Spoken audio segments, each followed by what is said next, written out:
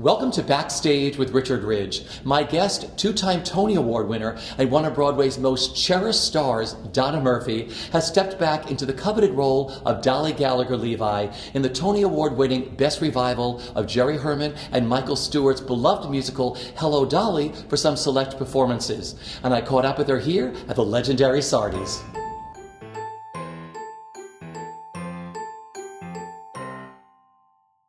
Welcome to Sardi's. I love being here with you. Thank you. Richie Ridge. Okay, so it is so wonderful to have you back on Broadway. What are you enjoying the most? Wow.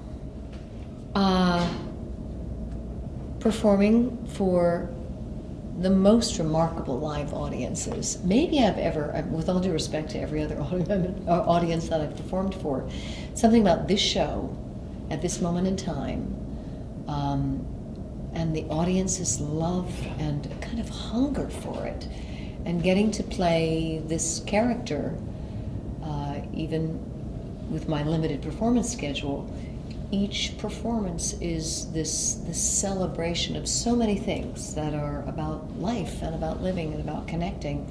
So to do that in the act of, in fact, connecting with these remarkable audiences. I mean, I've never really experienced anything like what happens, not just at the end of the show or with, wonderful laughter, which I've experienced certainly in other comedies that I've done, but there is something just incredibly, it's this combination of, I think, what is at the core of the show, which has a deep, meaningful journey, and then also the joy and the color and the life and the silliness and again the connecting that in this production. Also, I have to credit the production itself and this company, amazing company. I just never really, at this particular time in my life, in these few years since my husband passed away, I don't think there's another scenario in which I would be experiencing this kind of joy. Yeah. I mean, there's a joy with my child that happens with all kinds of everyday things, but this kind of out of my body expression and receiving of joy, and that's in the performance, the couple of shows that I've done so far and coming back this summer, I literally come off stage and say, that was so much fun. It just is truly joyful, and I know I've said that word. I can't say the word joy enough in talking about this experience. Because there's something about this glorious production. I've seen it now 16 times between all the Dollys, including you. But there's something about going to the Schubert Theater. From the second you walk in, there's a joy in the audience. There's a joy with this show. It's a feeling you really can't describe unless you experience what you experience at the Schubert Theater. Yeah, it's really something. I mean, there's quite a few people I've met who have seen the show like you. Yeah. I mean, in the teens. Sure. And some of them have, this is my 15th time seeing you. Yeah. I'm like, what? And I've had, people who come back to see me more than once, and that's a great honor. But I'm shocked because I'm thinking, I haven't played that more than 15 times. I mean, that's a little exaggeration. Say that to all your shows then. And there are people who are coming to all of my shows this summer. And it's not just me, it's the show, and maybe the combination of me and this role for those of them who are coming to see me particularly. But it's really something that I will never forget, and it hasn't been without its challenges, but the positives in it so greatly outweigh. Yeah. How well did you know the show and the role before you did this? You didn't, did you? I didn't. I knew Irene Malloy's material because when I came to the city, that was a role that every once in a while I would get an audition for. In summer stock, or maybe even for a revival that was happening. You auditioned for Carol Channing's revival, I think. I didn't audition for it. No? I wanted to audition for it, but I didn't, and I didn't see it. And so I never seen a full production. You knew Irene's sides. You knew but her. I knew, Yeah. and I think like even like in high school, maybe we did reviews and we did a little Hello Dolly section, and I was singing the Irene stuff. So in all fairness, and an admission of my own ignorance, I did not know the show well, and so when I was asked to do it and I read the script, I went, "What? Oh God, I forgot she was a widow."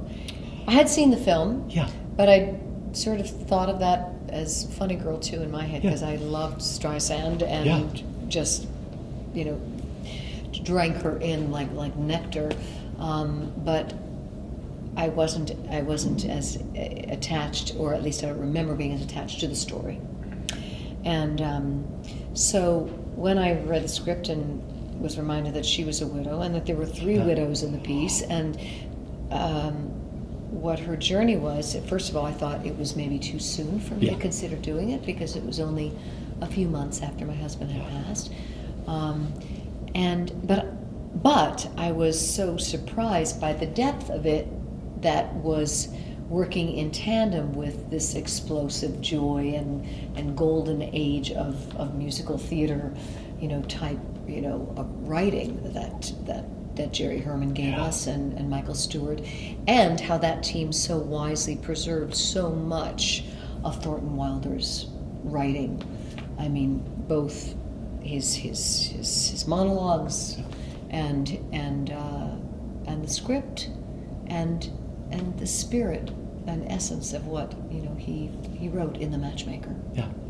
What I love about you as an actress and what you do as Dolly, you let us see inside your soul. And not everybody can do that. And I was wondering what one of my favorite moments in the show is out of the dancing number into the dialogue into Put On Your Sunday Clothes, when Dolly says she wants to re-enter. I have goosebumps already to sit here talking to you about entering the world again. Yeah. Is that one of your favorite moments in the show? I love that whole sequence from dancing on, from experiencing putting these young folks together, and she's got her own agenda. There's a reason that she kind of needs to do this. I don't think she knows that she's made a decision that she wants to be with Horace, but she's not an unkind person. So I think she's always somebody who can think on a dime, and so when she starts to see that, oh my God, the boys are in town, the boys are in this hat shop, and look at, well, why not? Why not these two? Why not these? I mean, yes, she's a matchmaker, but also in this moment she has a need, and then the need grows to something beyond herself, which is to help these 4 people who are also living their own kind of sheltered lives, to connect. And she watches that, and I think in watching that during dancing, for me anyway, watching that bloom like opens her up in another way, because it's a practical decision at the top of the show that she's made. I don't want to live hand to mouth. I don't really want to be alone. I want to do for others what I do for myself, but I don't think it's romantic. I don't think it's I don't think she's thinking about it in a really soulful way. I think that is the journey for her throughout the show, that she starts to truly be alive in a lot of other ways, even though it's interesting because the Dolly you meet at the top of the show is a very vivacious, engaged person with other people. But I picture her life at home quite different. I think she talks to Ephraim all the time, and that moment you just spoke of, and I was speaking of what leads up to it. It's like you have to earn that by all these little steps that happen up to that. She's spoken to Ephraim before, but her coming to that moment of saying, and without Mrs. Rose saying to her, I think even that piece of information about this old neighbor saying that her daughter, who was probably, 8 when I saw her last, is getting married. And it's like this slap in the face about the passage of time and how much time we really have and how we choose to spend it. And so it's a little different every night for me, and I've been asked before if, how much I'm thinking about my own husband in that moment, and I had to be very clear when I took the job that I reminded myself that Dolly is 10 years out. my husband, when I was considering the job, had only passed away a few months prior. When I started performances, it had only been a year. Now it's 2 years, and sometimes it still feels like it's not even possible that he's gone, and other times it feels like, okay, it's a few years have passed. But I'm not in that place where I'm ready to. I mean, I want to embrace life. I want to appreciate every moment I have, because there's just too many things in life that remind me not just my own personal loss, but what goes on in the world on a much more global level, that you just don't know what's going to happen. Yeah. We're so lucky to have what we have right now in this moment, sitting and talking to each other, you and I. We have history, so we're lucky we have had that. So I want to embrace life and appreciate what I have. I'm not at that moment where I'm saying I want to connect with another person romantically. So it's Dolly's story, but certainly I'm bringing a perspective that I didn't have 5 years ago. Working with this remarkable cast, look who you share the stage with. First of all, David Hyde Pierce. Yeah. It takes a very special kind of actor and human to think that it's a really great thing to have two leading ladies that you're going to play with, in a show. Because it's different, and some people might think it's difficult. But before I even started rehearsals, from the moment that he heard that I was involved, and we've only known each other from sort of being on the block together and having a lot of dear friends in common. That. Being on the block. Yeah, on the block, on the Broadway. Yeah. I've been a fan of his since I saw him in the Heidi Chronicles. Yeah. And of course, for everything he's done since. But I know him through friends and have known that he's one of the kindest people you will ever meet in your life, and generous. But he wrote me and just said, am I the luckiest guy or what? To get to do this with Bette Midler and Donna Murphy, and to even be in that same sentence was surreal for me. And David is, as I said, a man of great generosity and kindness. And there are ways that he demonstrates that, not for attention.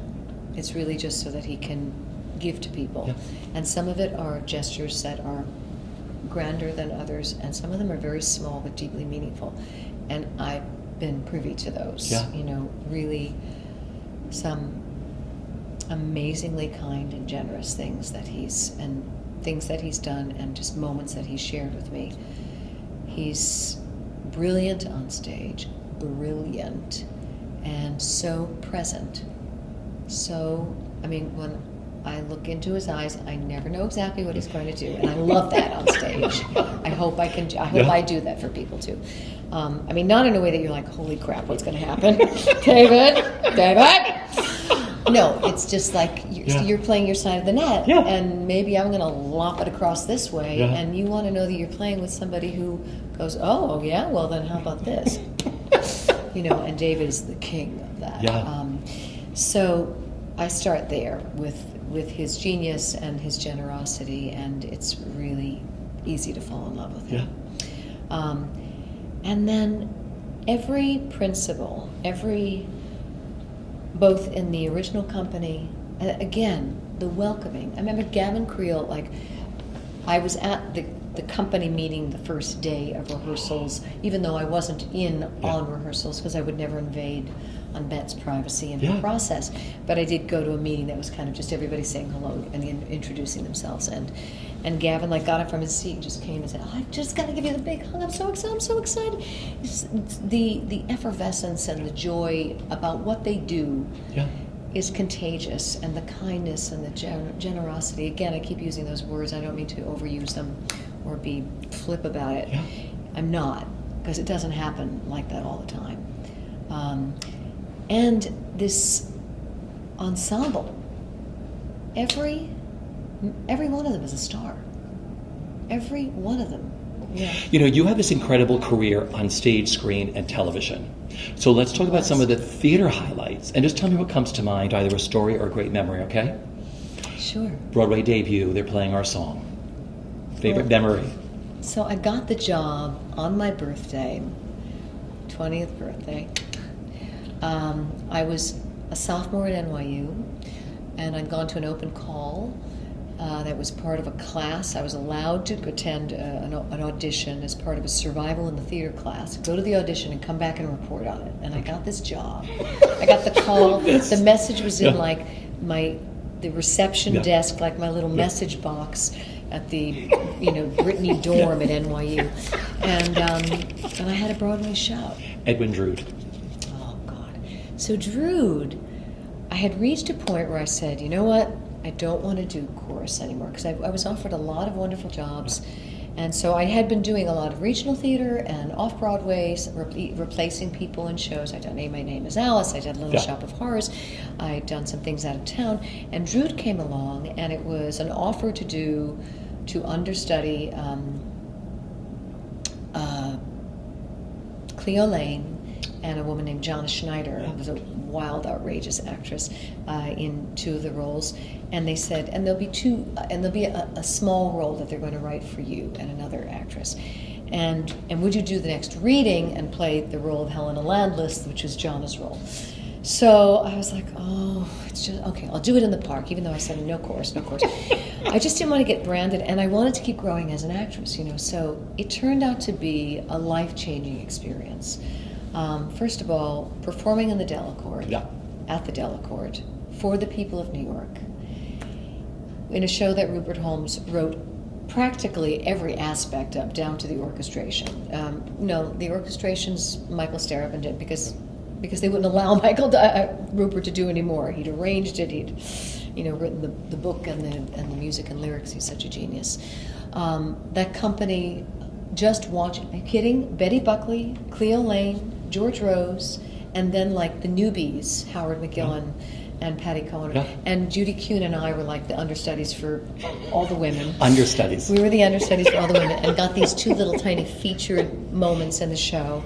And both of us, neither of us went on in the park. Judy was all set to go on one night, and we got rained out. And I thought, and then we were moving to Broadway. And I thought, I'm not going to do this. It makes me sad because I love the show, but I need to move on and keep growing as an actress. And then they said, well, Cleo has like 16 concert dates. So you know that you'll be on 16 times. And I was like, I'm doing it. I'm doing it. I was so happy to have like a reason that I wasn't totally breaking my own self-set restrictive rules.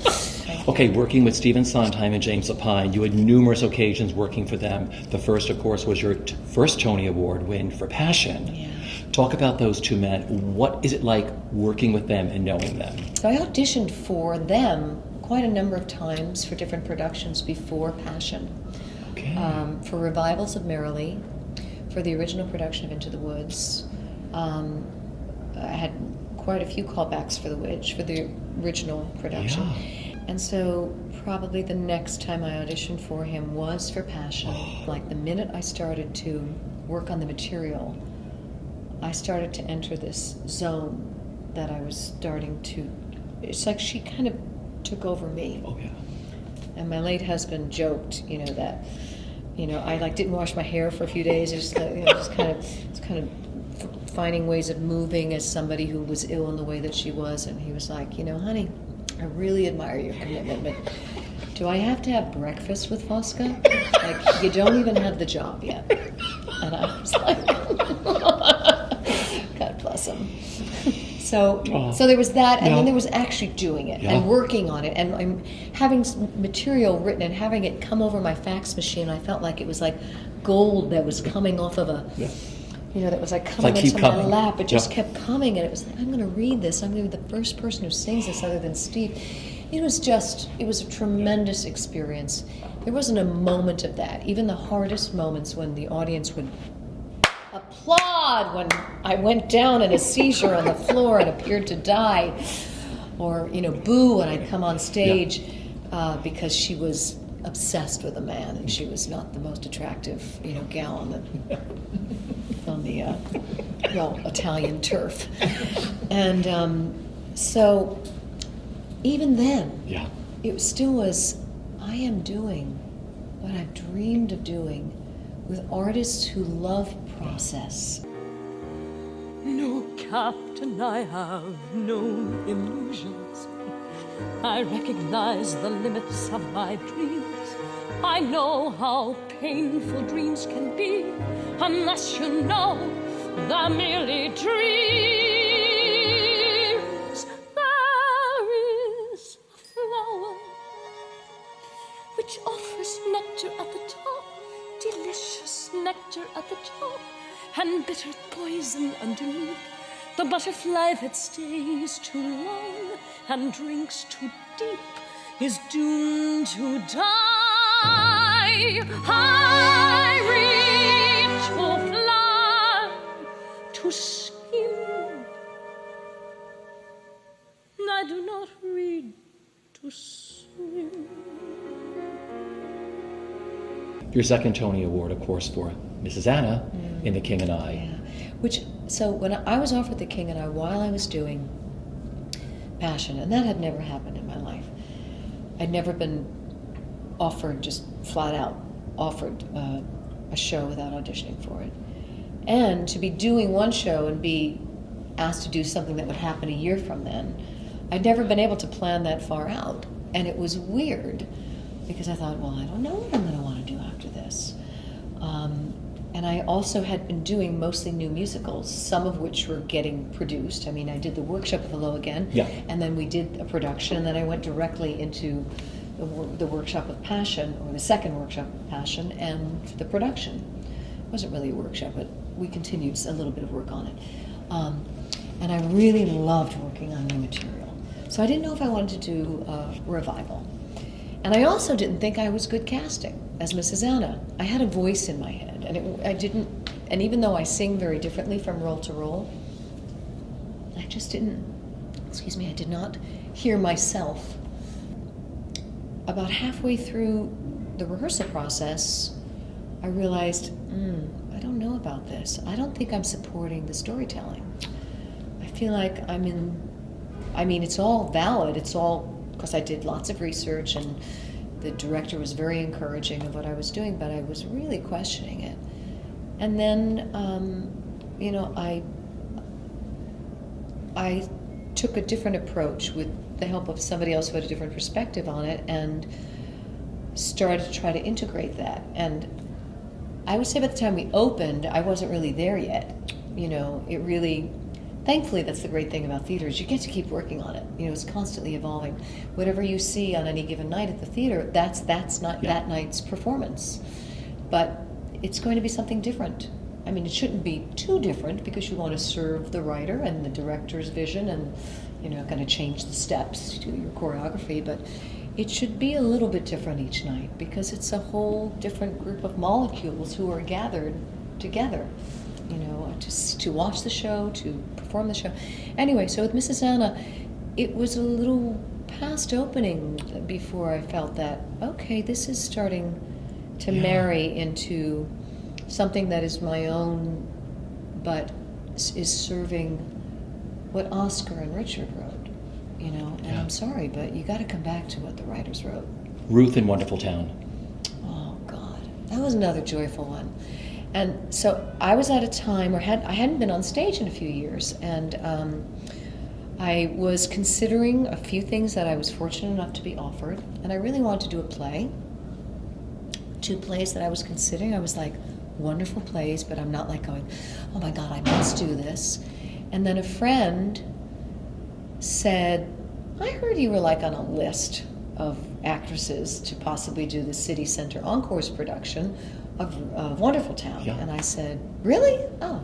I called my agent and he said, yes, you're on a list, but you're not number 1 on the list, and they've gone out to so-and-so. I said, I listened to the score and I read the script. I said, I had said to my husband, I would love to play, before I'm too old to play it, somebody who has a sort of unbridled sense of abandon and express that on stage. And there are more mature roles than I thought of at that moment that do get to do that. But that show, not unlike Dolly, so joyful. And it was a rediscovery. There hadn't been a gazillion revivals on Broadway in the recent past. There in the 50s and 60s, yeah. And it was an agonizing time while it was joyful because I was missing shows because I was at risk of basically damaging You're my only voice. human. People forget that. Yeah, but people didn't like you to talk about that. Yeah. And what was most painful about that time was that my professionalism was being questioned. And I mean, I take this business very seriously. I take my work very seriously. I love to have fun doing it, but that hurt more than anything else. That was being questioned, and that I felt like I was letting my company down. But I could only do what I could physically do, you know, and so it was bittersweet. Come on, Eileen, up and at 'em. We're gonna take this town.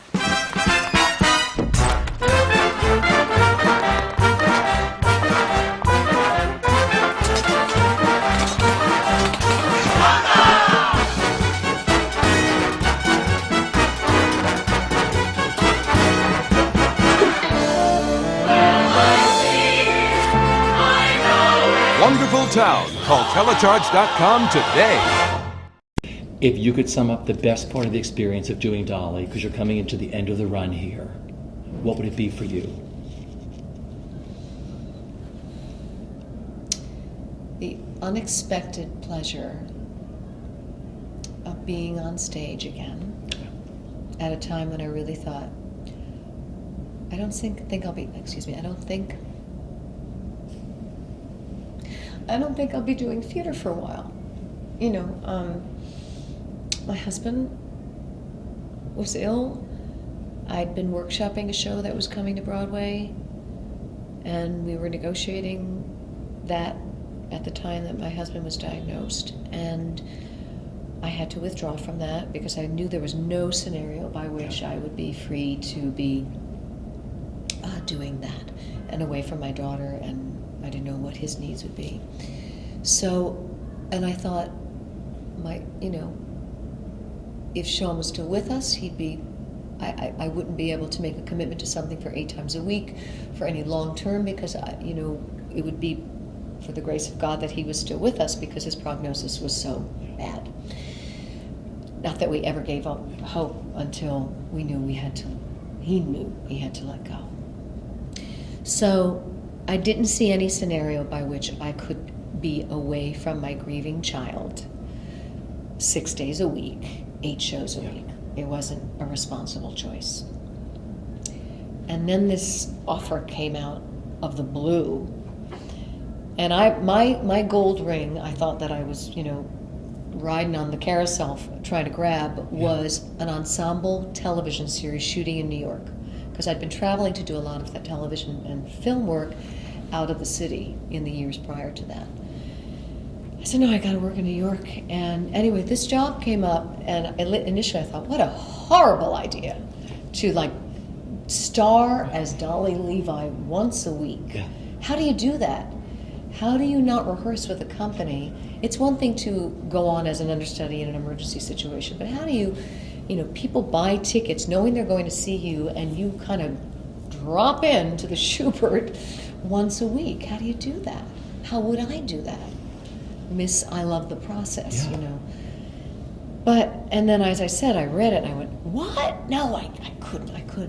And the more I thought about it, and I chose 4 very dear friends who were not friends with one another, know me from different times and different perspectives, but each of them in their own way had kind of a global view of my life as an actor, as a mother, as a grieving person, lost her life partner, and who had practical points of view about, how was I going to support myself? How was I going to support my daughter? And each of them, in separate conversations, said in their own way, you're going to think I'm crazy, but this could be kind of perfect. Okay. And I listened, and I went, okay. That first performance, and I really didn't know how it was going to land. The community, and I say community, whoever was sitting out there in the audience, some of them were in the business, some of them were not. They were so welcoming. I was flabbergasted when I dropped that paper and said, Dolly Levi, and it wasn't Bette Midler's voice or face that they were seeing, and they were so welcoming to me. And it wasn't just that moment, it wasn't just the hello, it was really getting what I was just starting to develop as my Dolly. They were getting it, and that was encouraging to me. So I just kept coming back on Tuesdays, and 2 weeks later I played 2 weeks because Bette was taking her first vacation break, and experiencing the kind of joy that you get to experience if you're playing Dolly Levi in this production of Hello, Dolly, this beautiful production with this company, with this cast, for these audiences in 2017, 2018, where people really need this kind of show. I'm sad it's closing, but hey, I never thought I'd be coming back. And as I said earlier, every night that I'm there, which is once a week, Sundays at 3, and Monday, August 20th at 7 p.m., I come off stage and I'm like, oh my God, that is just almost too much joy to contain in one scene. But I don't have to contain it. That's what's so great about Dolly.